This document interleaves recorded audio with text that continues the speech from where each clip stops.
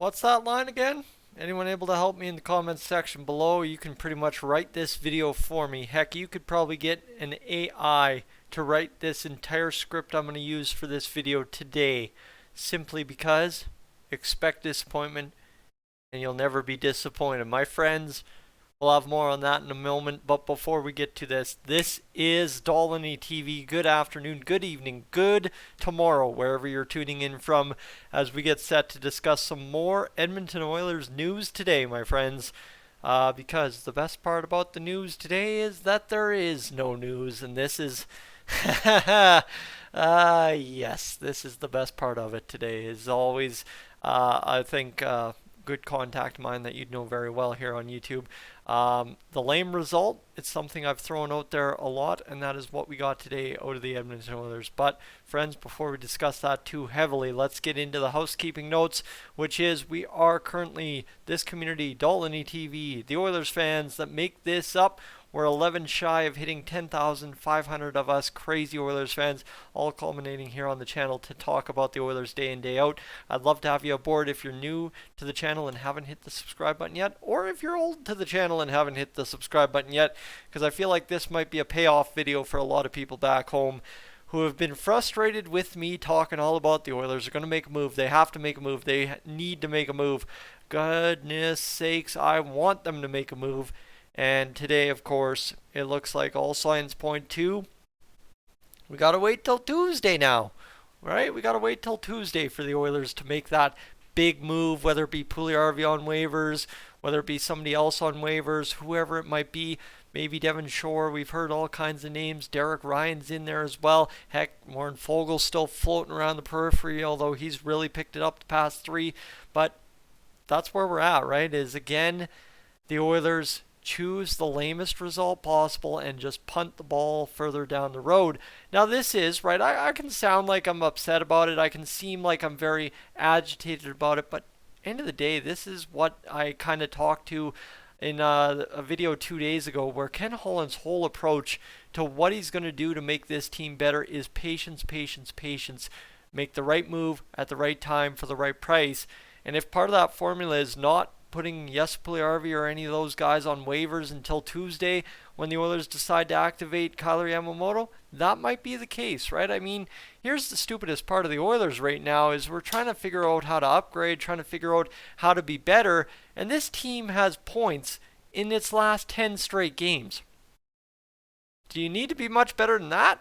I don't know what's better than that, having 20 out of a possible 20 points instead of an 18 or 18 out of a possible 20 points, right? It's pick your poison with this Edmonton Oilers team, and I think the biggest frustration I have is just the longevity factor when it comes to the playoffs, right?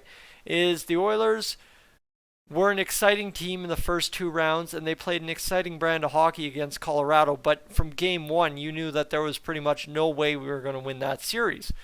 And the tough part about that is you get into round 2 or 3 again this year and you try and run it back. I don't know if you can have the same results of getting into game 1 of the Western Conference Final and saying, hey, we're either going to know right away or know right away one way or the other if we're going to lose or win. And right is I seem to think I have less faith in the Oilers going into the playoffs after round 1 this year than I did last year, but that also might be skewed because going into round 2 we knew we were facing the Calgary Flames, and I think almost for sure all us Oilers fans all of a sudden heightened our expectations way up here because it didn't matter that it was the Calgary Flames and they seemed to be maybe a weaker opponent because we'd been beaten up on Markstrom.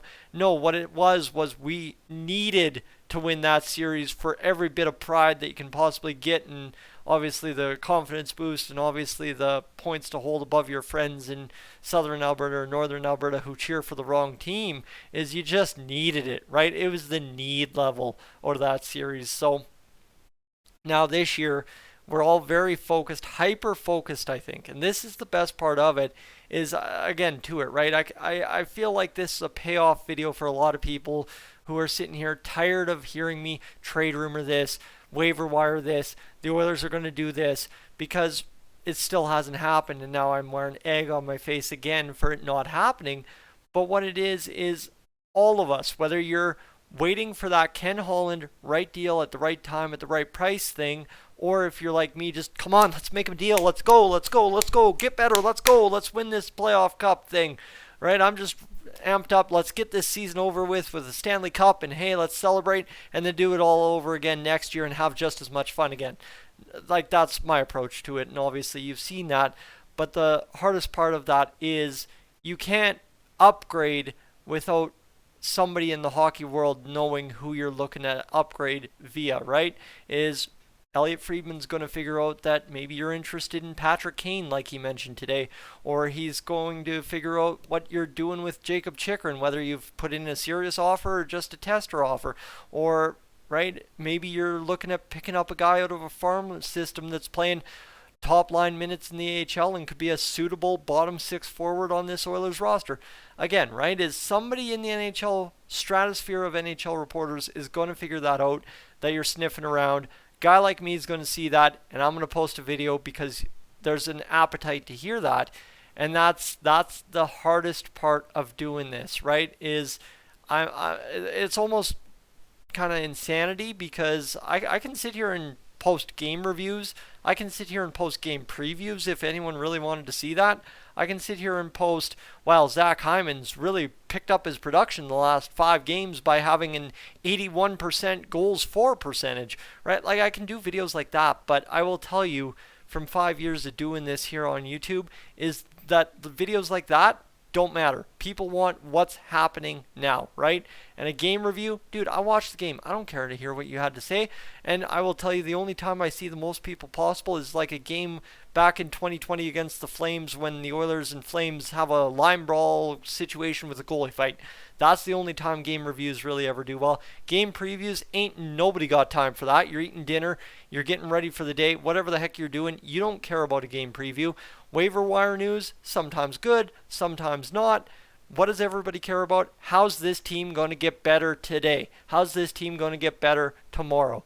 And that's basically the problem with being a winning team, is when you don't have losing to talk about all the time about, oh, this guy's a real bright spot and that actually bodes well for us, or hey, we're going to fire the general manager or head coach. Nobody actually appreciates on YouTube, and I mean, to those of you that tune into every single video, that doesn't pertain to you, but what I'm talking about, the larger, wider audience in the Oilers realm, is if you're winning, everyone's content, nobody's got a bad thing to say, and the only thing that matters is winning more, right? And unless you're talking about how to win more, nobody wants to hear it, because you're already winning and there's nothing more left to achieve.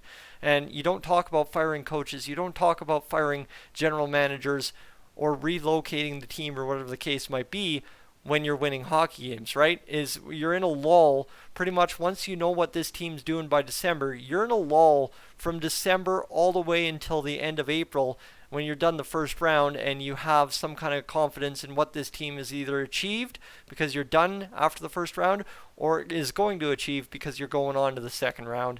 And that's kind of the toughest part of it, is it's just, right, you gotta talk about it, because I'm sorry, this is to me a business, and right, it's something that I'm dreaming to do full time one day. Well, guess what, friends? Right, is you gotta make hay when the sun shines, and the only way to make hay when the sun shines is, simply put, talking about all the stuff I've talked about all week. And unfortunately, the only thing that happens is when it doesn't happen, you sit here and make this video like I am, saying, well, I tried to tell you, but the Oilers again chose the lamest result possible, and that's why I've started using that Spider-Man no way home line. If you never want to be disappointed, expect disappointment, and you'll never be disappointed.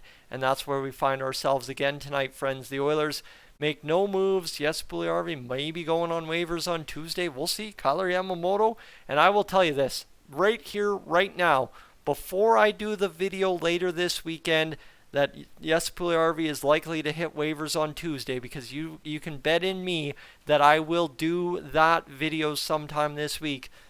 Before I do that video, I can tell you the most likely outcome here is that Kailer Yamamoto spends the rest of the season on the LTIR. I almost guarantee it, because that would be the lamest result the Oilers possibly could give us in this whole trade waiver wire bringing back Kyler Yamamoto saga is that you just don't ever worry about bringing him back, and then he's ready for playoffs when he's time to go.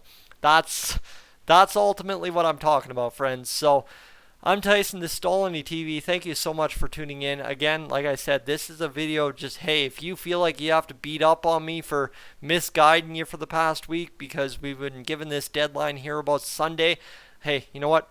All for it because it's part of the business and I'm here for you to get some information. And yet again, the Oilers have swept the rug out from underneath my entire timeline of a week and decided to do the lamest result possible. Anyway, friends, have a great Friday night. I don't mean to agitate you on a Friday night. Sorry if I upset anybody on a Friday night with any of my thoughts in this video. But enjoy your Friday night. Be responsible. Be kind to your fellow friends. And, of course, take care of those that need taken care of this weekend. And make sure everybody gets home safely from whatever Friday night activities you have. You'll hear from me before Super Bowl Sunday, so I don't have to give you that lowdown quite yet. But we'll talk about it soon. And if this is the only video you're able to catch this weekend, go Eagles, go, baby. Fly, Eagles, fly. I'm Tyson, Dolynny TV. I'm up on out of here.